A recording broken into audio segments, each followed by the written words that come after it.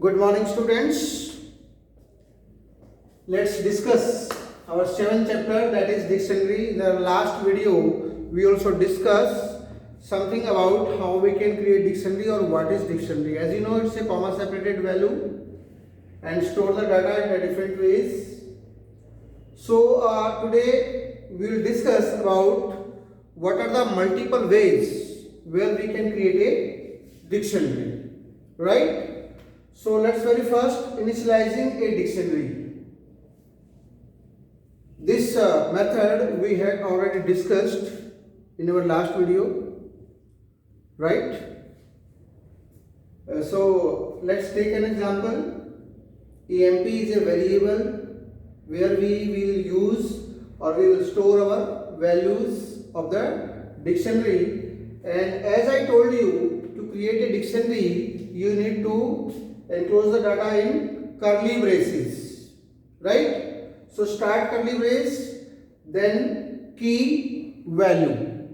This is the key, this is key, and this is value. This is the key, this is the value. Dictionary के अंदर जो कुछ भी दिया जाता है वो की और वैल्यू के पेयर में दिया जाता है, right? This is the key, this is the value, this is the key, this is the value. और as much as you can provide the key and value pairs, right, in the dictionary, we can print the EMP. So according all the values with the key, it will display. Second method is adding keys values pair to an empty dictionary. हम किसी भी empty dictionary के अंदर कोई भी particular की और value का पेयर उसको पास कर सकते हैं वन बाय वन. तो इसके दो मेथड हैं एम्प्टी डिक्शनरी क्रिएट करने के, कि अगर हमें एम्प्टी डिक्शनरी क्रिएट करनी है तो हम इस तरह से लिख सकते हैं कर्ली ब्रेस को ब्लैंक यानी कि खाली, इसके अंदर आपको कोई यहाँ वैल्यू नहीं देनी है. EMP equal to curly brace start and close giving dictionary content in empty curly braces. हम बाद में इसको कंटेंट प्रोवाइड करवाएंगे, right? Second method is EMP equal to EMP. Don't think what is EMP. EMP is just a variable. You can take any other variable E, A, B, C, X, Y, Z. EMP means I am creating a list of employees where I will provide the employee name, employee salary, employee age, employee department, whatever, some information about the employees. That's why I am taking the variable EMP, employees. So second method, EMP equal to dict. DICT bracket start and close. This is a name of function, or we can say constructor. Constructor, or here you can say function. Dict is a function. By using dict function, you can also create an empty dictionary, right? अब इन दोनों तरीकों में से कोई भी एक method आपको use करके एम्प्टी डिक्शनरी क्रिएट करनी है. एम्प्टी डिक्शनरी क्रिएट करने के बाद फिर आपको नेक्स्ट स्टेप करना है. Next step is to add key value pair one at a time. आपको एक एक करके सारी की सारी वैल्यू प्रोवाइड करनी है. जैसे पहले आपने सपोज EMP नेम या को इस तरह से स्क्वायर ब्रैकेट में देना है इक्वल टू ABC. इसकी वैल्यू है, ये की है, ये वैल्यू है. EMP salary equal to 20,000, EMP age equal to 25. जैसे हमने एक तरीका तो ये था कि इस तरह से हम आपको वैल्यू प्रोवाइड करवा दें, that is called initialising a dictionary. उसको कोई भी इनिशियल वैल्यू आपने दे दी. सेकेंड तरीका मैंने आपको बताया adding keys value pair to an empty dictionary. किसी भी एम्प्टी डिक्शनरी को आप डिक्लेयर करेंगे पहले, फिर आप उसके अंदर one by one values enter करेंगे इन दिस वे. तो उसमें आपको दो तरीके से कोई भी एम्प्टी डिक्शनरी क्रिएट करनी है, और नेक्स्ट स्टेप आपको लेना है कि इसके अंदर की और value pair one at a time आपको एंटर करना है, तो आपकी डिक्शनरी जो है वो क्रिएट हो जाएगी, राइट? अब जो थर्ड मेथड है creating dictionary from name and value pair. From name and value pair, तो इसमें आपको 4 डिफरेंट तरीके हैं, मेथड्स दिए हुए हैं, जो आपको 4 अलग अलग तरीके से डिक्शनरी कैसे क्रिएट कर सकते हैं वो आपको सीखना है। सबसे पहला, specify key value pair as argument to the dict function.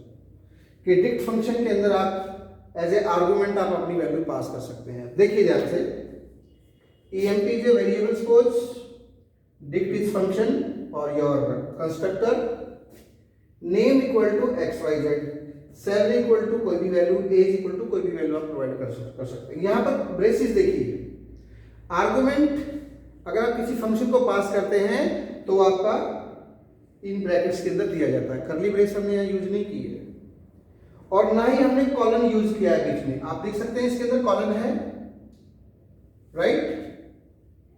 हमने यहाँ कॉलन नहीं बल्कि इक्वल टू दिया है। इसका मतलब हमने इसको 2 वैल्यू पास की है यहाँ पे, name equal to XYZ, salary equal to कोई भी 10,000, 20,000, एज इक्वल टू 24, 5 वटेवर। तो एक तरीका ये होता है कि आप डिक्ट फंक्शन के अंदर कोई भी आर्गुमेंट पास कर दें और उस तरीके से आप जो है उसको की और वैल्यू पेयर में वो वैल्यू अपने आप कन्वर्ट हो जाएगी। जब हम इस डिक्शनरी को प्रिंट करेंगे तो की और वैल्यू पेयर के अंदर पास हो जाएगी। अब आता है आपका सेकेंड मेथड। इसमें आप 4 अलग अलग मेथड्स लर्न करेंगे कि हम उसके अंदर डिक्शनरी कैसे क्रिएट कर सकते हैं। So next method is, second method we can say specify comma separated key value pair. आपको comma separated key value pair pass करना है इसको। For example, employ equal to, as I told you, any variable you can take equal to dict. This is the name of constructor, you can say function. पहले ये वाली bracket, small bracket, then curly bracket, name colon, फिर आपने name provide करवा दिया, salary colon, salary provide करवा दी, as colon 30। देखिए ये डाटा कर्ली ब्रेस के अंदर बस एनक्लोज है, बट आपको आर्गुमेंट जो पास करना है इस ब्रैकेट में पास करना है, तो लास्ट में आपको ये दोनों ब्रैकेट पास करनी है। और अगर हम यहाँ पर एम्प्लॉय की वैल्यू को चेक करेंगे तो फिर ये इस तरह से कर्ली ब्रेस के अंदर आपकी जो है वैल्यू आएगी, राइट। ये आपको इस तरह से शो कराएगा, जैसे ये वाला पोर्शन यहाँ से और यहाँ तक, ये ब्रेस, ये वाली ब्रैकेट हट जाएगी। आउटपुट जब आप देखेंगे इसका, नेम कॉलन, सैलरी कॉलन और एज कॉलन, और इस तरह से आपका आउटपुट आ जाएगा।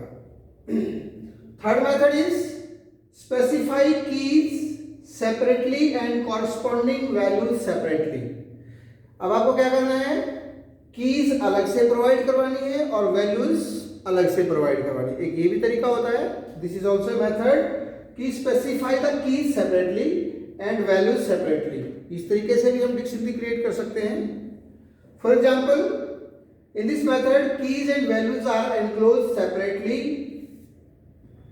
in braces, right? That is, as tuple and are given as argument to the zip function। उसमें आपको zip function का यूज करना है, zip zip function, which is then given as argument of dict function।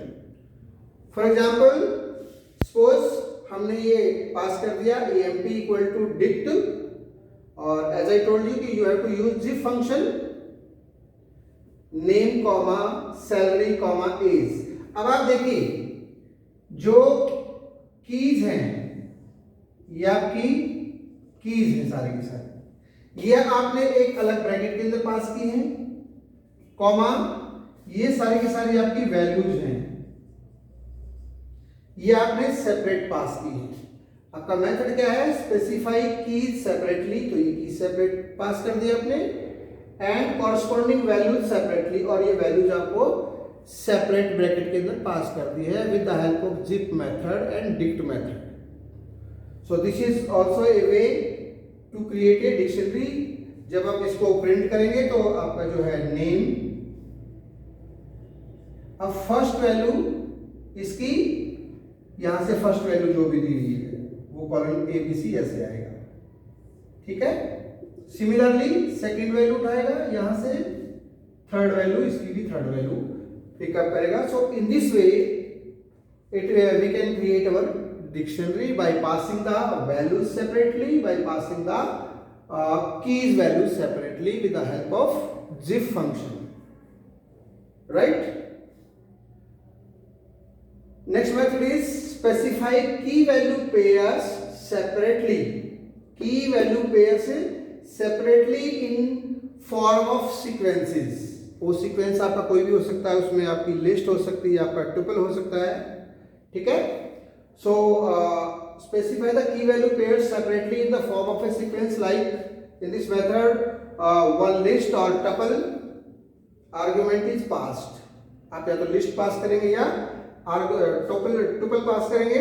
that is key value pair is specified in the form of a list, and there are as many lists as items of the outer list as there are key value pair in the dictionary.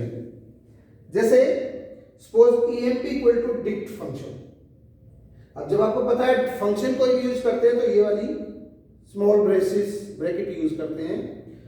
फिर उसमें आपने list पास करनी है. आपको पता है list हमेशा square bracket के अंदर पास होती है. तो एक लिस्ट तो आपने ये पास कर दी, एक ये पास कर दी, एक ये वाली पास कर दी. इसमें 3 छोटी छोटी लिस्ट आपने पास कर दी, और ये चूंकि टोटल एक लिस्ट बनेगी सारी की सारी, इसलिए एक ब्रैकेट आपको जो स्क्वायर ब्रैकेट है वो पास करनी है इसके अंदर, राइट. तो अब ये क्या काम करेगा, इसकी फर्स्ट वैल्यू यहां से, फिर यहां से, फिर यहां से नेम जॉन, इस तरह से फर्स्ट लिस्ट, फिर सेकंड लिस्ट, फिर थर्ड लिस्ट, इस तरह से इसके आर्गुमेंट की वो पिकअप कर देगा. तो इस तरह से भी हम डिक्शनरी क्रिएट कर सकते हैं. इसके अलावा जैसे हमने लिस्ट पास की है, हम ट्यूपल भी पास कर सकते हैं, जिसकी वैल्यू इस तरह से आप ब्रैकेट में पास करेंगे. लिस्ट की वैल्यू हमेशा स्क्वायर ब्रैकेट के अंदर पास होती है, ट्यूपल की वैल्यू हमेशा स्मॉल ब्रैकेट में पास होती है. Let's take another example to understand this, how we can pass the value with the help of tuple also. Okay, we can, as I told you, we can also pass a tuple containing tuples or list containing key value pairs as element. कहने का मतलब ये है कि हम data जो है वो लिस्ट में भी पास कर सकते हैं और ट्यूपल में भी पास कर सकते हैं. जैसे emp12, एक नया नाम हमने रख दिया इसको, emp12, ये वेरिएबल का नाम है, इक्वल टू डिक्ट. आपको डिक्ट फंक्शन यूज कर रहे हैं. देखिए पहले ये दो ब्रैकेट लेके हमने स्क्वायर ब्रैकेट के अंदर वैल्यू पास की. इट मींस हम यहाँ ट्यूपल के अंदर लिस्ट पास कर रहे हैं, ठीक है. जो ये वाली ब्रैकेट इसमें यूज होती है वो ट्यूपल होती है, और ये वाली ब्रैकेट जो होती है वो लिस्ट होती है, राइट. तो हमने देखिए 1 2 3, एक ट्यूपल के अंदर 3 लिस्ट पास किए हैं. The dict function provided tuple argument, क्योंकि देखिए आर्गुमेंट हमने ट्यूपल के अंदर दिया है, ठीक है. Tuple argument, the passed tuple contains list elements of की और वैल्यू, यानी कि 3 लिस्ट एंट्रीज इन 1 ट्यूपल. आप देखिए 3 लिस्ट हमने पास किया, 4 पास कर सकते हैं, 5 पास कर सकते हैं, 2 पास कर सकते हैं, नो प्रॉब्लम. बस आपको डिफरेंट तरीका पता होना चाहिए कि हम कैसे डिक्शनरी क्रिएट कर सकते हैं, राइट. जब हम इसको प्रिंट करेंगे तो हमें ये इस तरह से शो होगी, right. As I told you कि जो सीक्वेंस होता है डिक्शनरी का वो नहीं होता है जो आप पास करते हैं, वो फिर अरेंज होकर अपने आप उसके अंदर आता है, राइट. एक और एग्जांपल लेते हैं जहां हमने ट्यूपल के अंदर ही ट्यूपल पास किया है. अब बस इस ब्रैकेट का डिफरेंस है, या आपने स्क्वायर ब्रैकेट यूज की है या आपने स्मॉल ब्रैकेट यूज कर ली है. वैल्यूज वही है ऑलमोस्ट, बस नाम चेंज कर दिए हैं, नथिंग एल्स. तो emp13 इक्वल टू डिक्ट. अब आप देखिए क्योंकि ये जो ब्रैकेट है मेथड की है, ये जो दूसरे वाली ब्रैकेट है टोटल, वो ट्यूपल पास करने की है कि हमने यहाँ इस ब्रैकेट से लेके और इस ब्रैकेट तक हमने ट्यूपल एज ए आर्गुमेंट पास किया है। और ये जो ब्रैकेट है इधर वाली, ये है पेयर्स के अंदर जो ट्यूपल हमने छोटे छोटे ट्यूपल के पेयर हमने पास किए हैं उनके लिए ब्रैकेट है। तो ठीक है, 3 ब्रैकेट आपने स्टार्ट की है, तो ये आपको क्लोज करनी होगी, राइट। और जब इसको आप प्रिंट करेंगे तो ये इस तरह से आपको शो होगा। So there are different methods of creating dictionary.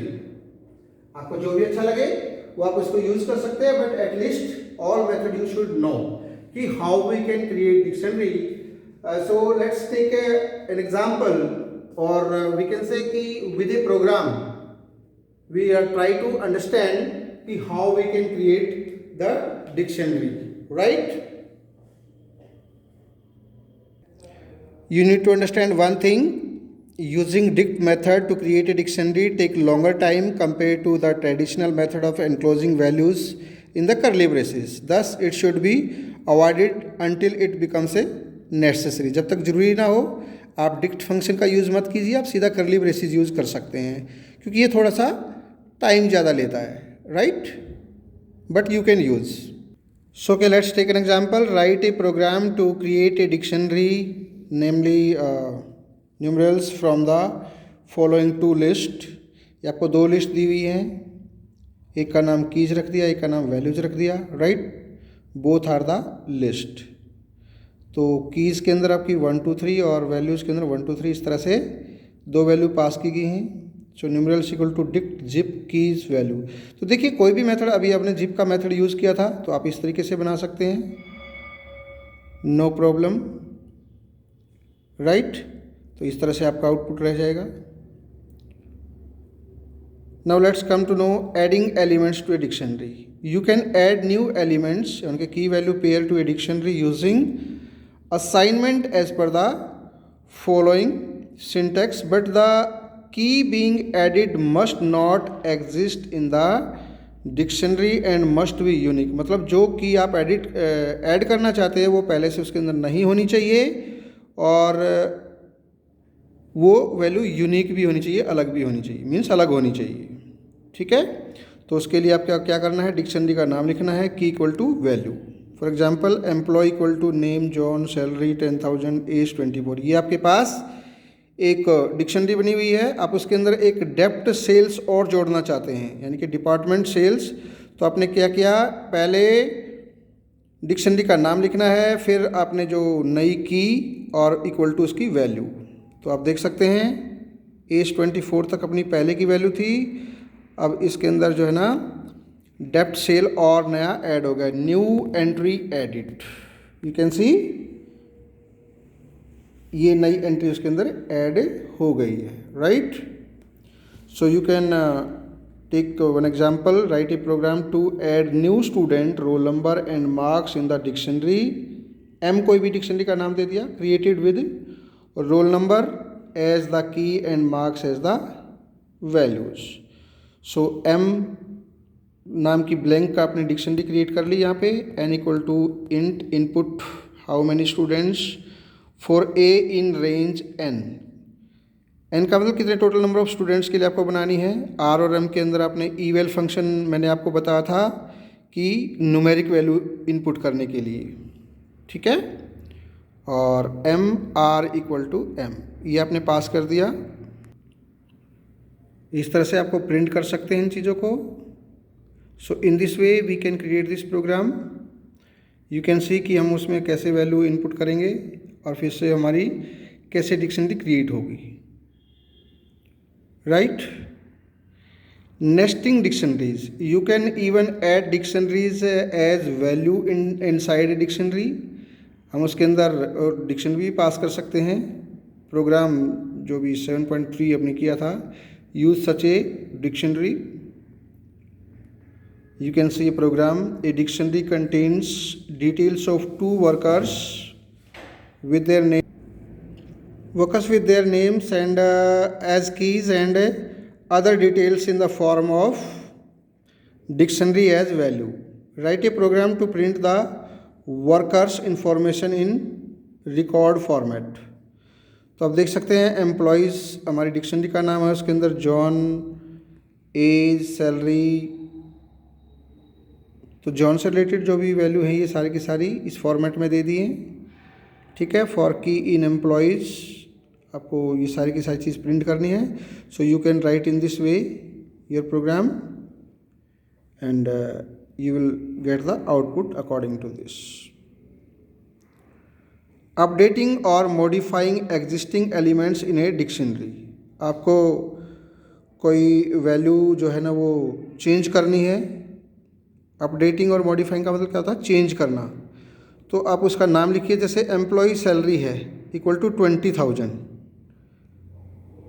तो सैलरी जो आपकी 10,000 थी वो 20,000 हो जाएगी। यहाँ पे यू कैन सी सैलरी पहले 10,000 थी, एग्जाम्पल में हम बहुत बार देख चुके हैं।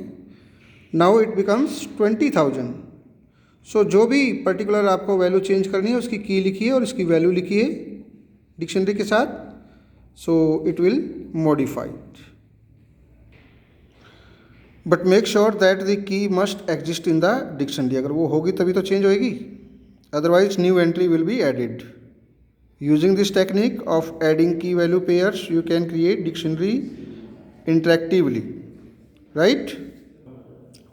Let's take another example. Write a program to create a dictionary containing names of competition winner students as key and number of their wins as values। तो यहाँ पर देख सकते हैं आप एन के अंदर हमने हाउ मैनी स्टूडेंट्स, कितने स्टूडेंट के लिए करना है, ये एक वेरिएबल डिक्शनरी के लिए एक वेरिएबल ले लिया है। ये आपको पता है ब्लैंक करली ब्रेस ली हुई है तो ब्लैंक डिक्शनरी ली है आपने। और ये कॉम्प विनर्स खाली वेरिएबल का नाम है। For a in range n, यानी कि कितने नंबर ऑफ स्टूडेंट आपके आएंगे। की इक्वल टू आपने की इनपुट करनी है, वैल्यू आपने इनपुट करनी है और इसके अंदर पास कर देनी है, ठीक है। तो in this way we can create this program, और इन दोनों को इसको प्रिंट कर देना है। So in this way you will get the output. How many student आपने पूछा, 5 हैं, तो उनके लिए 5 आपने ये इस तरह से वैल्यू इनपुट करनी है। After that the output will be declared, shown accordingly as per the given key and values, right? So I hope now it is clear to you how we can create dictionaries in the different ways, okay?